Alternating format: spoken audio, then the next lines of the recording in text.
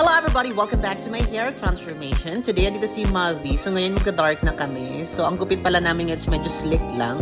Kasi elongate ko lang yung likod. Kasi yung weight kasi ng hair niya is nasa above occipital.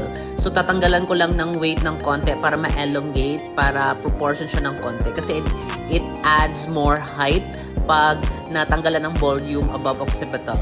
So ang layering ko nito is a little bit on diagonal side para mas slick din yun sa gilid ng buhok niya. And then isa-shorten ko na rin yung side at ito-darken na namin siya ngayon. So ang dark pala namin ngayon na color is a little bit on the brown na black.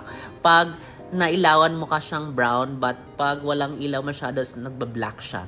So ito yung gusto namin ngayon. Ito yung dark era niya ngayon, and this is the final result. As you can see, medyo textured yung pagkagupit niya, and then nagustuhan naman niya, nagustuhan din namin, and I hope you like it too. Bye!